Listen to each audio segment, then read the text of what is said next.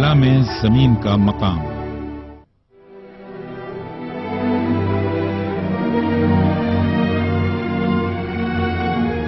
جس طرح کی زندگی زمین پر موجود ہے، خلا اس سے بالکل مختلف ہے۔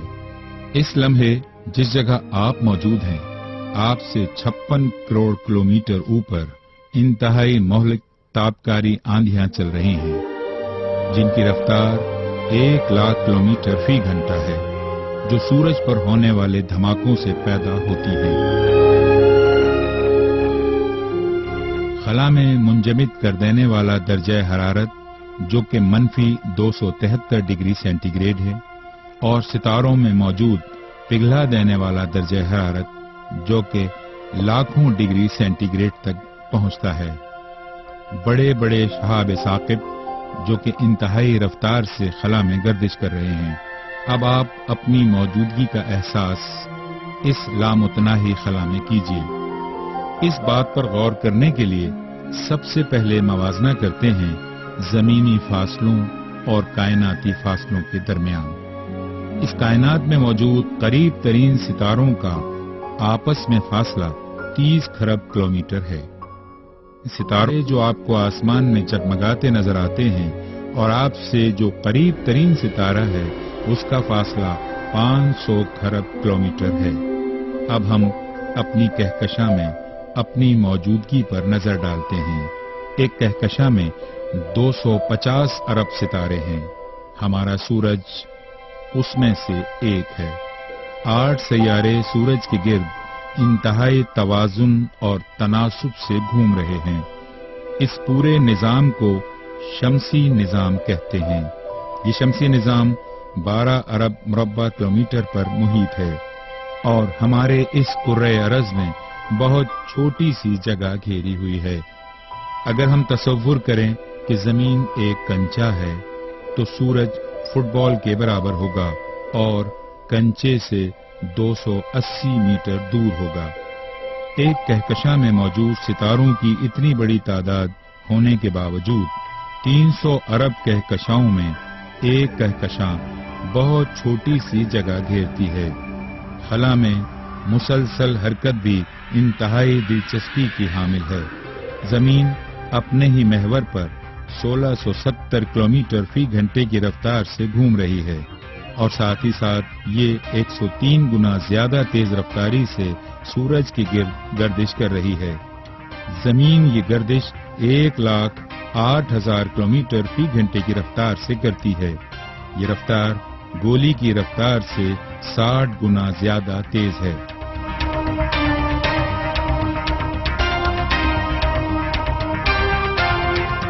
ساتھ ہی ساتھ ہمارا شمسی نظام 200 کلومیٹر فی سیکنڈ کی رفتار سے ویگا ستارے کی طرف رواں دواں ہے۔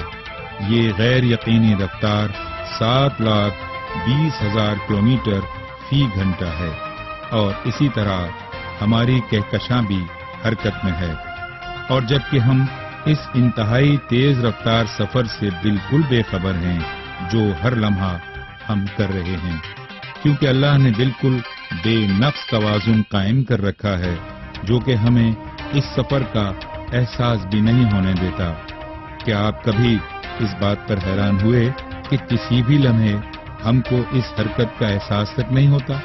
اس لمحے جبکہ آپ یہ فلم دیکھ رہے ہیں، آپ کو زمین کی حرکت کا احساس بھی نہیں ہو رہا ہے، چاہے جبکہ آپ کسی پارک میں بیٹھے ہوں یا آپ کسی راستے پر چہل قدمی کر رہے ہوں، آپ کو معلوم بھی نہیں ہوتا ہے کہ اس وقت زمین اپنے ہی محور پر گھوم رہی ہے۔ لیکن ہماری زمین 200 کلومیٹر فی سیکنڈ کی انتہائی تیز رفتاری سے سفر کرتی ہوئی ایک عظیم حجم ہے۔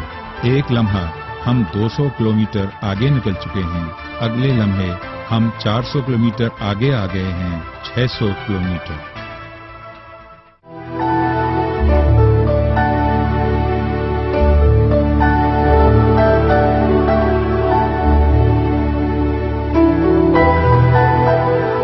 انسانی جسم ہمیں کیا غور کرنے پر مجبور کرتا ہے؟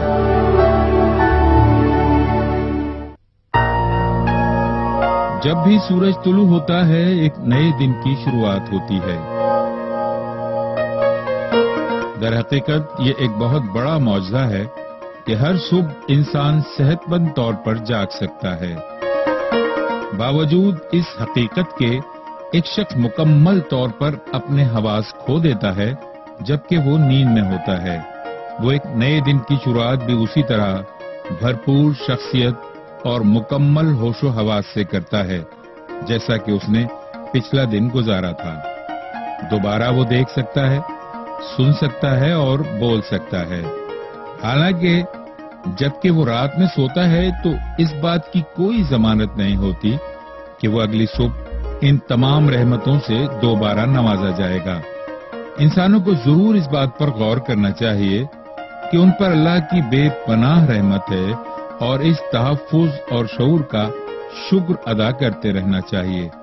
لوگوں کو اپنی خامیوں کے بارے میں ضرور سوچنا چاہیے، جیسا کہ اللہ نے سورہ نساء آیت نمبر 28 میں فرمایا، انسان تو کمزور پیدا کیا گیا ہے۔ جب لوگ اپنے کھانے پینے اور پہننے کے بارے میں احتیاط نہیں کرتے تو وہ بآسانی بیمار پڑ جاتے ہیں۔ ایک نہ نظر آنے والا نزلہ بخار کا وائرس ہی 60 سے 70 کلو گرام کے وزنی انسان کو بیمار کرنے کے لیے کافی ہے، اور اس کے پاس صرف ایک ہی مصروفیت رہ جاتی ہے کہ وہ بستر پر آرام کرے۔ اسی دوران اس کے جسم میں مسلسل جد و جہد جاری ہوتی ہے جس پر اس بیمار شخص کو کوئی اختیار حاصل نہیں ہوتا۔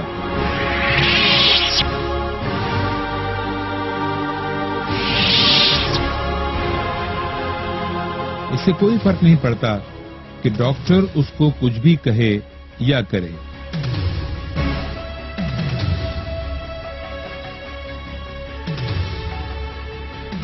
وہ اللہ ہی ہے جو اس کی طاقت اور صحت کو بحال کر سکتا ہے۔ اس لیے ہمیں ضرور یاد رکھنا چاہیے کہ حضرت ابراہیم علیہ السلام نے قرآن میں اپنی دعا میں کیا کہا، اور وہی ہے جو مجھے کھلاتا اور پلاتا ہے، اور جب میں بیمار ہوتا ہوں تو وہی مجھے شفا دیتا ہے۔ انسانی جسم میں موجود ہر تفصیل غیر معمولی علم کے ذریعے تخلیق کی گئی ہے، حتیٰ کہ بال، بھویں، پلکیں ایک مخصوص لمبائی سے زیادہ بڑی نہیں ہوتی۔